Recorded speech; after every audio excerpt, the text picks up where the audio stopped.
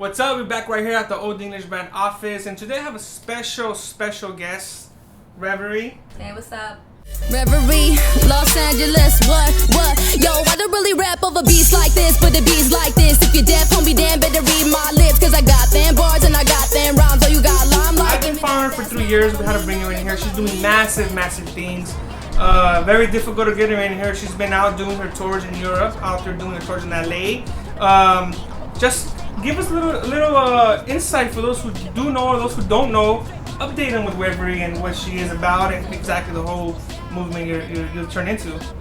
Well, I started making music when I was a senior in high school, like 17, 18, and before that I used to write hella poems and raps and all as a kid, and over the years I started grinding with it, started picking up a fan base. Yeah.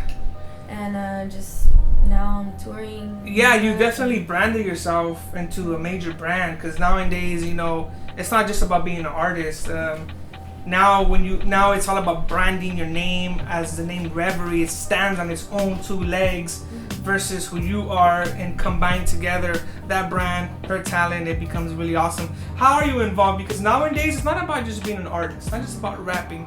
You got your merch going on. You got these tours going on.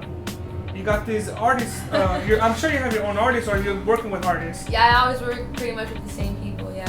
What's the involvement behind all this? Because, you know, from our end, it's just a big wall that says Reverie, and we enjoy it and we love it. But behind it, I'm sure there's a bunch of people turning and pointing and switching. And what's the involvement behind all this and the direction as well? Yeah, I mean, I have my Rita G bookings. That's my international manager and booking agent.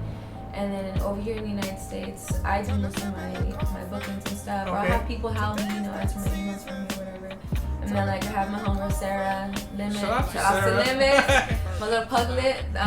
She's like my assistant. Like that's my best friend, but she's become like my right hand man. Like she's always with me everywhere. Like she just like keeps my head on straight, And Loudon is my DJ.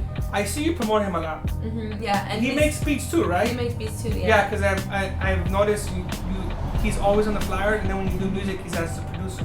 Yeah, he produces a lot of my stuff, yeah. So, and that's my brother. He's my little brother. Okay, well, shit. Yeah, so we work together a lot, and then DJ Lala, I'm trying to tour DJ Lala. Sometimes my siblings or my dad or my mom will help me with my merch if they go to my shows, Like that's awesome. My mom and my stepmom help me mail stuff out sometimes. I mean, like you video-wise, like this new video that I saw on YouTube. What was the name of it? The one you're talking about? Yeah. Always Down. Always Down. That one has a massive hits. I think it has like 680,000 views or something. Now 600 something, I think. I'm pretty sure. Now one thing I do want to let people know is, or maybe 400. Not, I think 600. People go on YouTube and check it out. What's it called again? Always Down. Always Down. Produced by Loudon. I mean,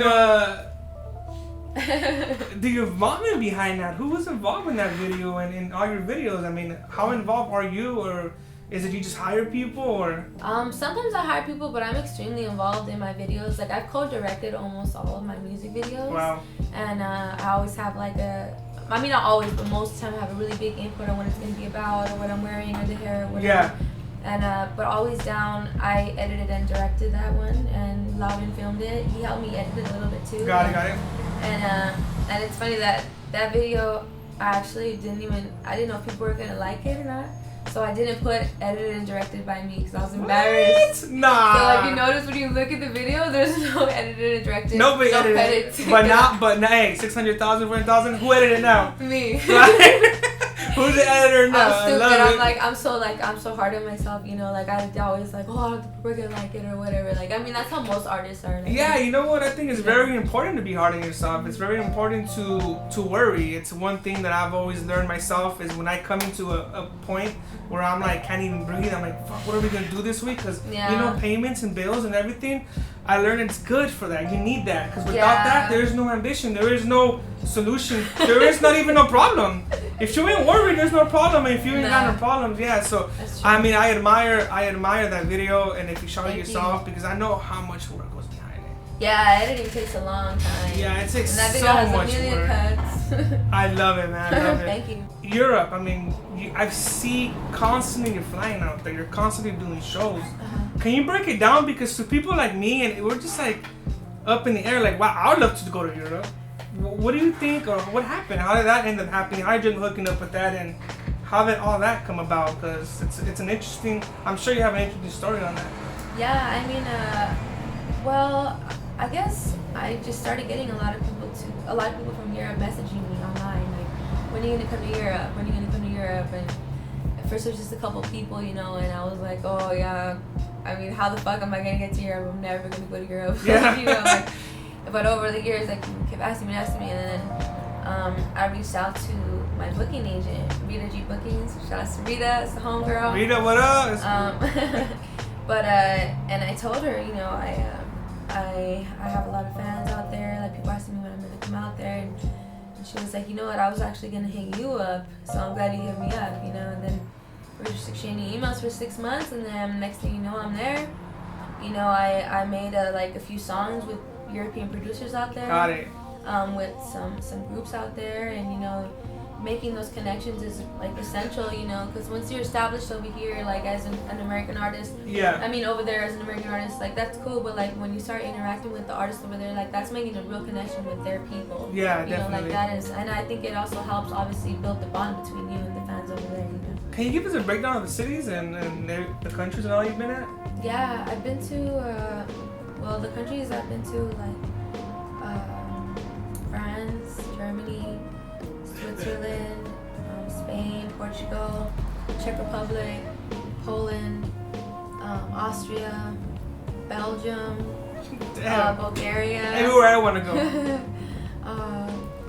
Fuck, I'm so sorry if I missed one, but so yeah, I mean, we've been to just hella cities over there. You know, Yeah. Valence. Oh, the Netherlands. We went to Amsterdam in the Netherlands. That's amazing. You know, Valence, Marseille, Paris. You know. Also, do you know how to talk a little bit in French? Oh no. I mean, it just sounded right now like you're about to spit something in French, right? Just a little bit. I actually do know the tiny like 10, 20 words. Yeah, like. Je m'appelle Reverie. Wow. Don't even say what you said. If somebody knows what she said. Reverie. Yeah. If somebody knows what she said. If somebody knows what she said, put it down here and put it right here on the side. We don't know what that is yet. How difficult was it? Was there one time when you went to a show and somebody just wasn't having it? They were just like, nah, you know what? You're not gonna get on here.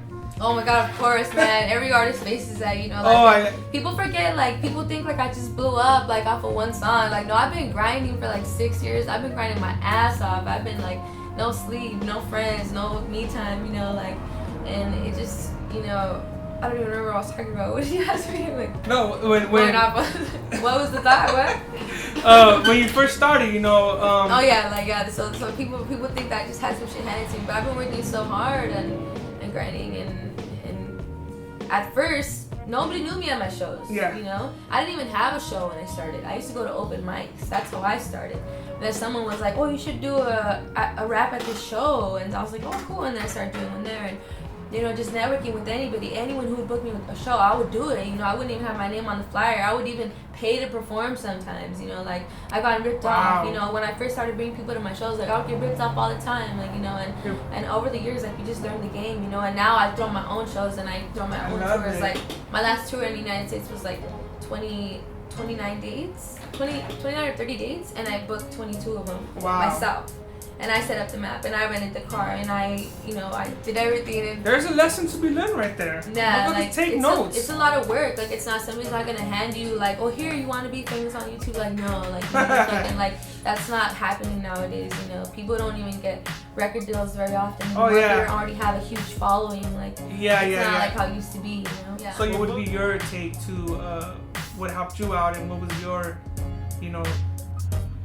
ambition and motivation to get your stuff off the ground? I would say if you're an artist and you want to be an independent artist and work for yourself, I would say to start slow and to not think that everything's gonna come all at once. You know, first keep your regular job and start painting canvases on the side. You know, and then put them up on wherever on a website and sell them. You know, and start slow and don't quit your job right away and then they wonder why you can't pay the rent because you can't sell any pictures. Like you have to learn how to do that shit. Like it's a slow process. It's a slow learning process. Like I've worked and made music for years. Like I've really been doing this full time without another job for 2 years now, and and I'm like, you know, I'm doing okay, but I'm barely getting by myself, you know, and it's just all a learning process. But when I was telling you, I did 4 years with the job, and you're gonna have to struggle, you're gonna have to figure out what works and what doesn't work. You're gonna lose money, you're gonna make money, you're gonna lose friends, you're gonna gain friends, you're gonna lose time, but you be doing what you love and just keep grinding and save money, because when the times are down, you're gonna need that fucking money. So plan ahead, because when you're an artist, you don't get a steady paycheck, so sometimes shit just goes sour, and then, you know, so keep money for those times. That's one really important thing. All right, so Reverie, dude, thank you for coming down. Thank you for having me. I know you're busy and all that, so thank you for coming down. All the fans out there, thank you for watching. Leave your comments and share this. People need to understand that we need people to support us. You know, it's not just about us making videos. Share the video, click share, put the YouTube on your Facebook, and definitely keep the movement going. And tell all your friends about it. Yeah, tell all your friends. Reverie Love, she's Please. here. OE's here. OD Mitch, Urban King.